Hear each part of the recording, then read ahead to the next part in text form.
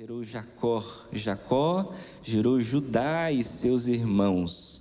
Judá gerou Pérez e Zerá, cuja mãe foi Tamar.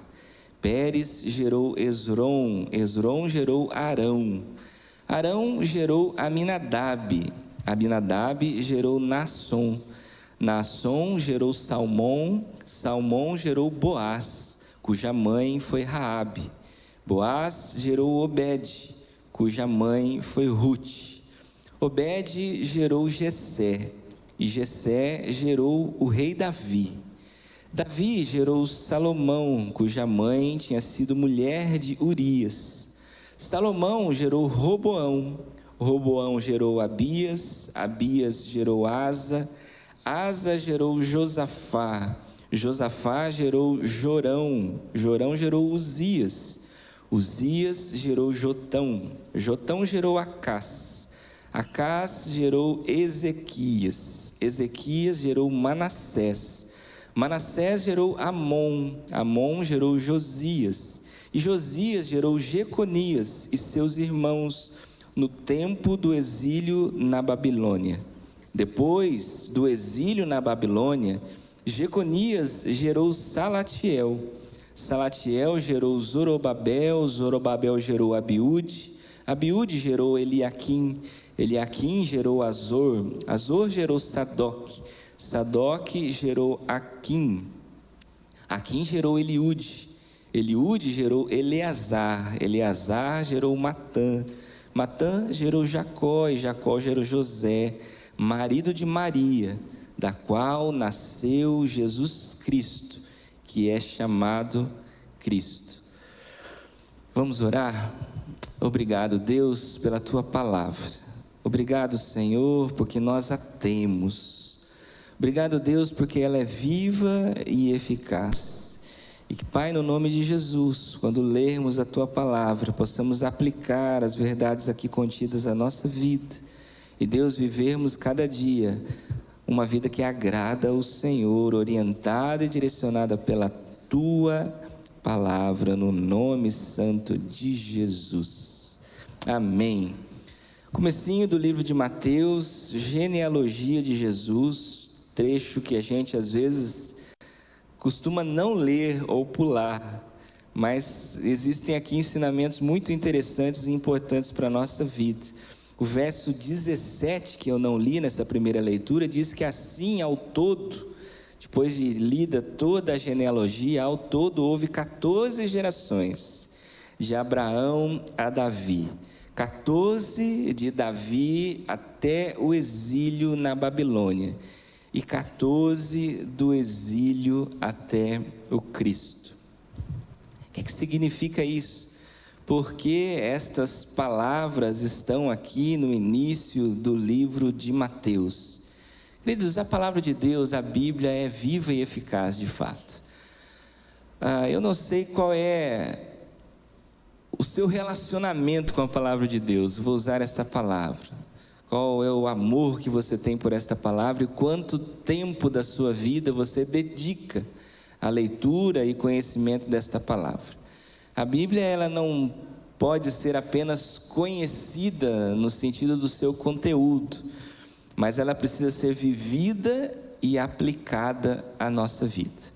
A cada domingo nós estamos aqui juntos como igreja, onde nós estudamos a palavra de Deus através da escola bíblica dominical, e o estudo da palavra, na verdade, não se dá apenas no domingo, mas a escola bíblica dominical é um tempo de dedicação exclusiva a isso. E eu queria, nesta manhã, de alguma forma, incentivar você e falar para você a respeito da beleza da palavra do Senhor, e do amor e da necessidade de conhecermos e estudarmos a palavra do Senhor, e fazer isso à luz desse texto, que tem algumas coisas muito interessantes e muito importantes para a vida do cristão. A Bíblia, queridos, ela é importante para você?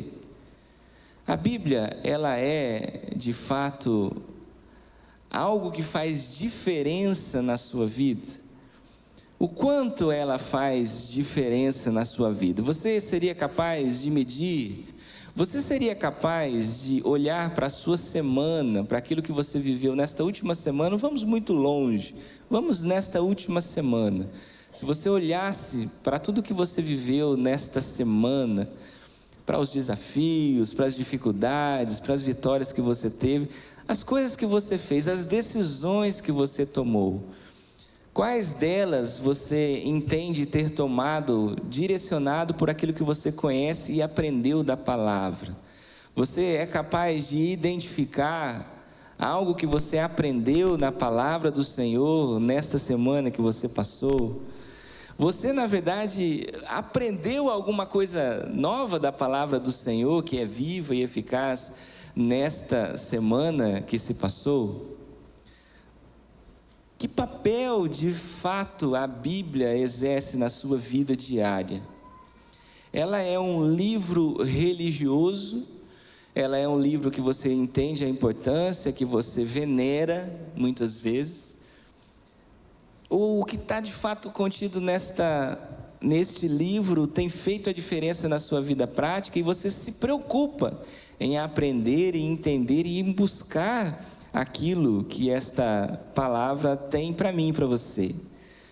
Ela, ao longo de todos os livros, desde o início, nós vemos as pessoas que escreveram, nós vemos personagens bíblicas falando a respeito dela mesma, da importância de conhecer a lei, de aplicar isso ao coração. Se você se lembrar, Deuteronômio vai ensinar você a inculcar isso nos seus filhos, a escrever as palavras deste livro nos umbrais da sua casa, a conhecer e a decorar, a trazer conhecimento da sua mente com afinco, isso, para a educação dos seus filhos e para você mesmo. A palavra de Deus vai dizer isso. Os salmos vão nos ensinar, Salmo 119 vai nos ensinar que esta palavra, ela é lâmpada para os nossos pés, ela é luz para o nosso caminho, ela ilumina a nossa vida. O salmista vai ensinar para nós, também no Salmo 119, que se nós escondermos esta palavra no nosso coração, nós evitaremos pecar contra o Senhor, evitaremos desagradar o nosso Deus. O texto que eu li no início do culto, ainda no Salmo 1, vai falar que se nós tivermos amor por esta palavra, e se nela nós meditarmos dia e noite, nós seremos como uma árvore plantada em um lugar fértil, porque fértil são os ensinamentos dessa palavra. Nós seremos uma árvore frondosa, cujas folhas não murcham, aptos e fortes para vivermos os desafios da nossa vida. E daremos fruto no tempo certo, porque estamos alimentados por esta lei, por esta palavra que nós amamos, temos prazer em meditar nela dia e noite. Se nós olharmos para o Novo Testamento, o livro de Hebreus vai nos dizer que esta palavra, ela é viva e ela é eficaz. E o autor aos Hebreus vai comparar a uma espada de 2 gumes afiada, que é capaz de penetrar juntas e medulas. A palavra de Deus, o apóstolo Paulo, quando escreve a 2ª carta a Timóteo, ele vai dizer que toda a Escritura é inspirada pelo Senhor, ela é útil para ensinar, repreender, educar você, fazer você conhecer o Deus justo a quem você serve. O seu relacionamento com Deus passa por esta palavra. E se toda a palavra é inspirada, será que quando nós lemos a genealogia de Jesus, nós encontramos aqui inspiração do Senhor? Nós encontramos aqui ensinamentos para nós? Ou nós nos apegamos a algumas coisas e textos que nós gostamos e temos eles como prediletos para a nossa vida? Não toda a Escritura é inspirada. Ainda, queridos, que não há de forma alguma aqui a intenção minha de fazer você ficar se apegando, a questões sistemáticas ou interessantes da palavra de Deus, assim, que fogem ao que é comum, não é isso. Você precisa ler a palavra de Deus e estudar a palavra de Deus com amor e entender que ela existe por um motivo, e o principal motivo é ensinar a mim e a você a vivermos essa palavra. Recentemente rodou por aí na internet, eu não sei se você viu, um vídeo de um humorista fazendo uma sátira com os cristãos, em relação ao conhecimento dos cristãos a sua palavra. E esse humorista faz ali uma sátira bem pesada, falando de uma realidade. O cristão, ele segue uma coisa que ele geralmente não conhece, porque isso já se tornou sabido para fora do âmbito da igreja, que muitos cristãos, na verdade, não conhecem a palavra de Deus. E esse vídeo que viralizou por aí, muita gente acha que esse cara é um comediante que é cristão. Ele não é, ele é ateu. Ele está fazendo mesmo uma sátira contra o cristão, está tirando sarro do cristão, que se diz servo de Cristo, que se diz ter a sua fé alicerçada no que contém este livro, mas não conhece esse livro, não sabe o que existe de fato nesse livro.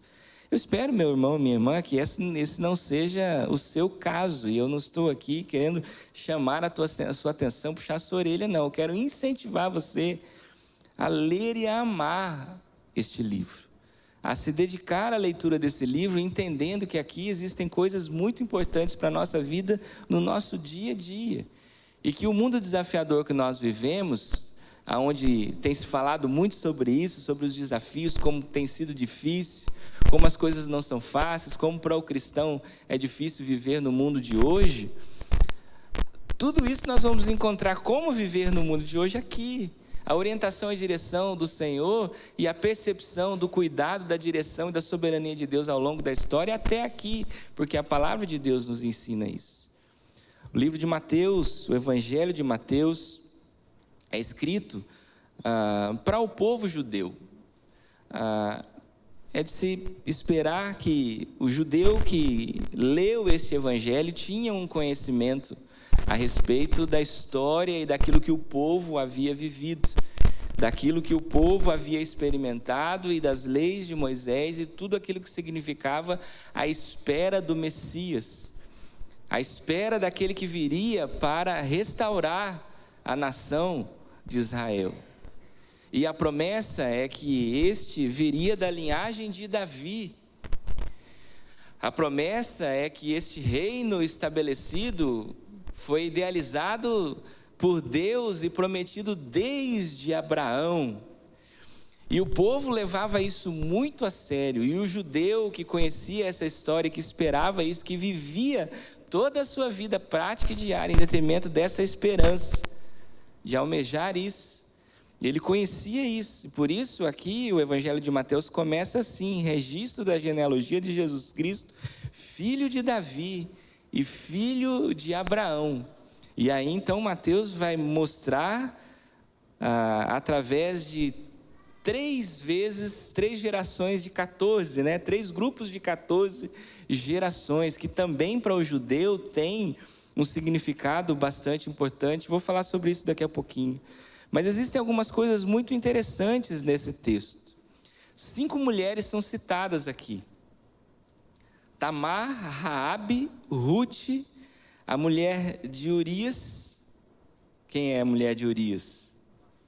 Batseba, ou Betseba, e Maria, por fim, quem gerou Jesus no final. É interessante que quando você olha para o texto, você vai perceber que os homens são considerados aqueles que geraram outros. Numa família, em uma sociedade patriarcal, onde o entendimento era realmente esse, de que a semente da vida era colocada pelo homem na mulher. A mulher carregava e ela alimentava, mas a semente é do homem. É o homem quem gera outra vida. Esse era o entendimento que se tinha nessa sociedade extremamente patriarcal. A gente sabe que, à luz do nosso conhecimento hoje, até geneticamente falando, esse conceito não estava bem correto, não é? A semente só depois que se junta com a metade do que está na mulher, e aí então vai se tornar uma nova vida. Mas você percebe que o texto diz que Abraão gerou Isaac, Isaac gerou Jacó, Jacó gerou Judá e seus irmãos. Judá gerou Pérez e Zerá. E então a sua mãe foi Tamar. As mulheres são citadas como mães dos personagens masculinos que geraram outras pessoas. A gente não vai entrar no mérito da questão aqui, mas aqui existem algumas coisas muito interessantes e muito profundas que a gente pode entender. As 4 mulheres antes de Maria, que foi quem gerou Jesus, elas vêm antes da genealogia que mostra aquilo que Davi foi. E Davi foi um grande homem de Deus, homem segundo o coração de Deus, homem que o povo tinha por estima muito grande e por orgulho muito grande de ter na sua linhagem um rei tão sábio, tão próspero que conduziu esse povo de forma tão gloriosa. E nesse contexto de Mateus, esse povo que viveu tantas coisas, que foi exilado, que agora está vivendo sob a direção de Roma, né? Estão ali completamente dispersos daquilo que tinha sido o reinado de Davi, estão sonhando, quem sabe, voltar àquele tempo de glória como foi o de Davi. Esse povo, nesse contexto, é um povo que vive uma religião e que impõe uma religião extremamente opressora, que segrega, que não inclui as pessoas, que se acham os donos da verdade, os perfeitos, os únicos detentores daquilo que Deus os fez principais portadores da verdade. E de certa forma eles têm razão, porque eles foram sim escolhidos. Mas esse povo, ele nunca gostou de olhar para trás e de perceber os buracos que existem na sua história, as manchas que existem na sua história, e a manifestação da misericórdia e da graça de Deus na história desse povo, que usou inclusive pessoas que vieram de fora da linhagem desse povo, e que entraram dentro e se tornaram parte desse povo, de uma maneira não muito usual, de uma maneira que, sinceramente, o judeu, nesse contexto de Mateus, não gostava de se lembrar e de citar, porque considerava isso uma mancha na sua história. Judá gerou Pérez e Zerá, cuja mãe foi Tamar. Quem foi Tamar? O que aconteceu com Tamar? Tamar se fez de prostituta e se deitou com Judá, o seu sogro, porque havia sido prometido para ela se casar com o terceiro filho de Judá, que os 2 primeiros maridos dela tinham morrido. E a mulher, naquele contexto, se ela não tivesse um marido para perpetuar a sua geração e para sustentar e para ajudar em todo o contexto religioso, inclusive, que vivia ali, era extremamente complicado para ela. E foi prometido este filho, e foi prometido este marido a ela, e não foi lhe dado. E ela fez uma coisa que nenhum de nós considera correta. Ela fez se passar por uma prostituta, se deitou com Judá, e teve um filho. E Mateus destaca isso, porque a partir disso daqui, Deus restaura essa família, e a genealogia de Jesus perpassa por esta situação. Salmão gerou Boaz, cuja mãe foi Raabe. Quem foi Raabe? Se lembra da história de Raabe? Raabe foi aquela prostituta que morava na cidade de Jericó, que recebeu na sua casa os espiões, os espias que entraram ali para ver a terra, que arriscou a sua vida. E que quando a cidade foi destruída, ela foi poupada, e a partir daí acolhida, e se tornou uma do povo, e gerou então Boaz. Boaz que gerou Obed, cuja mãe foi Ruth. Quem foi Ruth? Ruth era uma moabita. Os moabitas eram considerados pagãos. Os israelitas não queriam se relacionar com os moabitas, eles evitavam os moabitas. Eles detestavam os moabitas, eram considerados povo impuro. Aqui a gente percebe que desde o Antigo Testamento havia por parte de Deus amor por todos os povos. E mesmo que o povo de Israel tivesse sido escolhido para ser o povo que ia levar a mensagem de salvação a todos, mas isso poderia se expandir aos outros povos que entendessem que o Deus de Israel era o único e verdadeiro Deus, e não que eles acabassem criando uma sociedade e uma religião completamente exclusivista e fechada dentro deles. E Ruth foi uma grande mulher do Senhor, uma mulher que amou sua sogra e que acabou, você deve conhecer a história de Ruth, uma história muito linda, muito bonita, que fez um desafio a si mesma e que se consagrou uma mulher de Deus, que disse à sua sogra que aonde ela colocasse a planta dos pés ela iria, onde ela repousasse a cabeça ela iria também, por amor à sua sogra, que o povo da sua sogra seria o povo dela, que o Deus da sua sogra seria o Deus dela, e assim ela foi acolhida. E depois, a partir dela e o casamento com ela, foi dado de uma forma espetacular, e a genealogia de Jesus perpassa por essa mulher, mulher que não vem da raiz ali de Abraão, pura e perfeita. Queridos, nós somos um povo que conhece o Evangelho de Jesus hoje e que vive o Evangelho de Jesus hoje e os ensinamentos que estão nas Escrituras, a partir de uma história que está antes de nós, a partir de um projeto de Deus que vem antes de nós, que mostra de forma clara nas Escrituras que houveram muitos problemas, muitos defeitos, muitos percalços, muitas coisas que não deveriam ter sido como foram, mas que aconteceram assim. E vão mostrar para nós a soberania desse Deus na história. Vão mostrar para nós o cuidado desse Deus na história e a misericórdia desse Deus em toda a história. Vão mostrar que a partir das imperfeições humanas e do mundo em que nós vivemos, Deus fez vir ao mundo aquele que é perfeito, Jesus Cristo, o nosso Senhor e Salvador.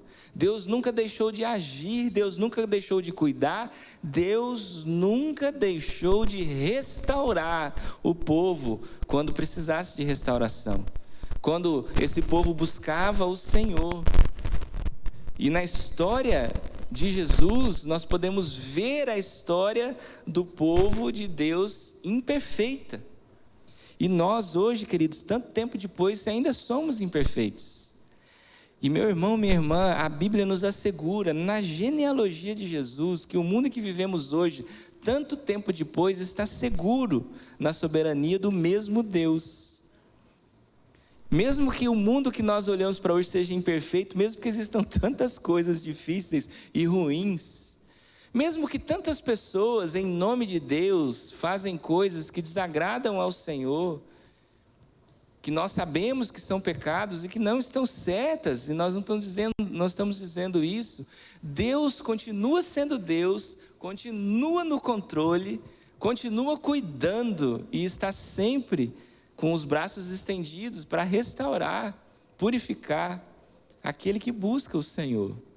O Deus que nós servimos, queridos, é o mesmo Deus, é o único e verdadeiro Deus que cuida de nós.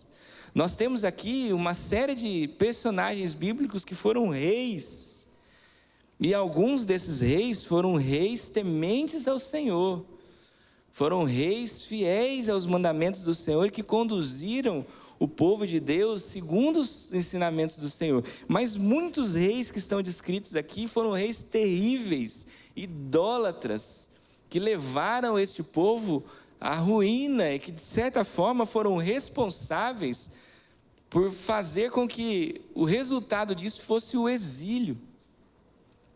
E o exílio está aqui destacado no texto, o exílio da Babilônia.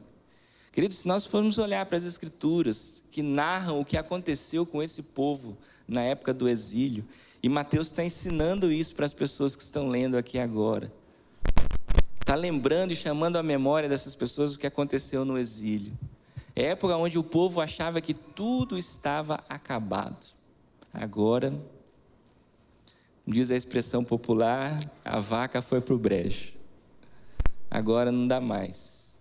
Tamanho sofrimento desse povo na época do exílio. Foram arrancados da sua terra. O templo foi destruído, a sua religião foi destruída. As coisas do templo, os utensílios, as coisas sagradas de dentro do templo, tudo foi destruído, queridos. Não havia esperança.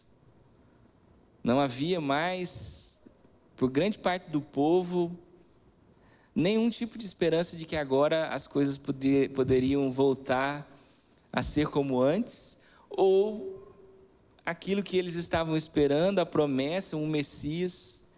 Mas é no tempo do exílio, onde a vinda do Messias e a promessa do exílio, da vinda do Messias, começa a ser lembrada e enfatizada. Isaías. E é depois de muitos anos que Mateus pode escrever e mostrar através dessa genealogia, onde os números para o povo judeu, que era muito importante, o número 7, que representa a perfeição. E Mateus vai dizer, nessa genealogia, que a plenitude dos tempos trouxe Jesus no tempo certo, com 3 grupos de geração de 14 pessoas, 2 vezes o número da perfeição, 3 grupos de 2 vezes 7. E no exílio, tudo que se achava perdido não estava perdido, porque Deus continuava no controle de todas as coisas. E 14 gerações vieram antes de Davi, e 14 gerações até Davi, e 14 gerações até Jesus. Isso não é coincidência. Mateus está mostrando que não existem coincidências para o plano de Deus. O plano de Deus está sendo cumprido. Deus está no controle, queridos. Eu acho maravilhoso esse texto. Ele mostra para nós que Deus sempre esteve no controle de todas as coisas, da história do povo, e Ele está no controle da nossa história hoje.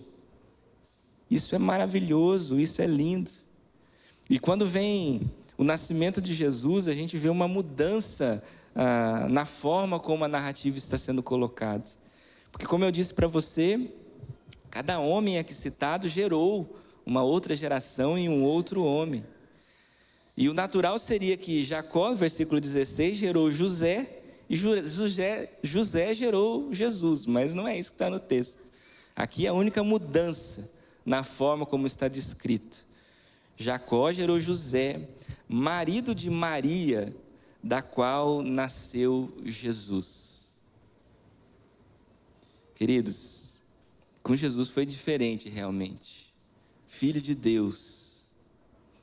Não era filho de sangue de Maria e nem de José. Ainda que algumas doutrinas hoje ensinam isso. A própria genealogia de Jesus vai mostrar que não.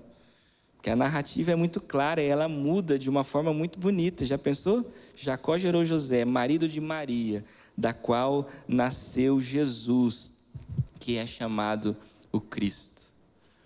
Na imperfeição da humanidade, na nossa imperfeição, porque nós somos hoje a humanidade, nasce Cristo, que é perfeito, Filho de Deus. O amor maior de Deus expresso a mim e a você, através de Jesus Cristo. Que bênção! Assim houve 14 gerações de Abraão a Davi, 14 gerações de Davi até o exílio da Babilônia, 14 gerações do exílio até o Cristo. E nós, queridos, e o futuro? E o que vem adiante de nós, que está adiante de nós? E o que vai acontecer no futuro? E o que nós estamos esperando? Queridos, a expressão "o futuro a Deus pertence" não pode ser uma coisa que só sai da nossa boca como uma expressão popular conhecida. Porque de fato o futuro a Deus pertence. E Ele está no controle desse futuro. A nossa vida está debaixo do controle da direção de Deus. E o nosso Deus nos ensina que se nós buscarmos a direção e orientação dEle, nós vamos prosperar na nossa vida. Nós vamos ser felizes na nossa vida, nós vamos frutificar na nossa vida.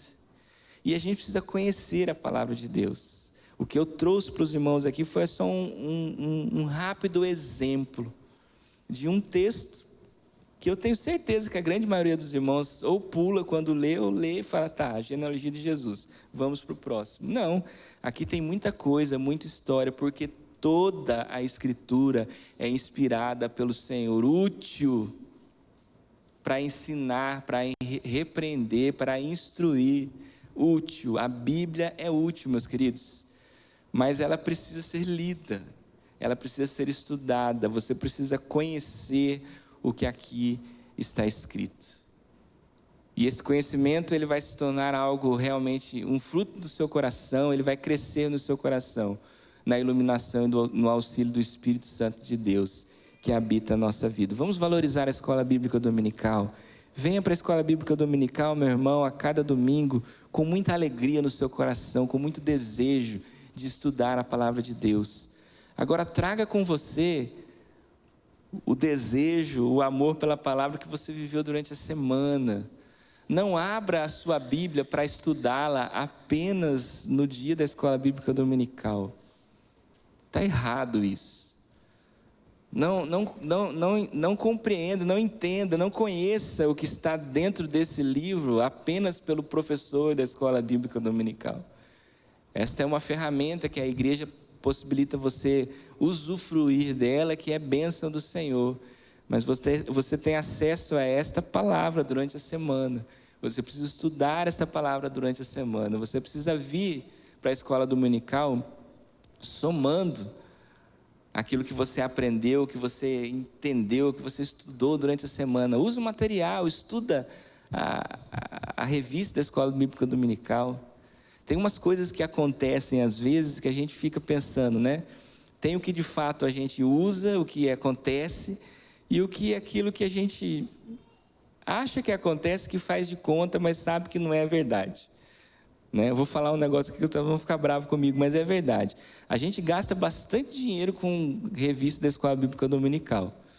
E a gente compra aquele monte de revista, e a gente entrega aquele monte de revista para um monte de gente. Mas a gente sabe que pouquinha gente, de fato, estuda a lição, lê durante a semana.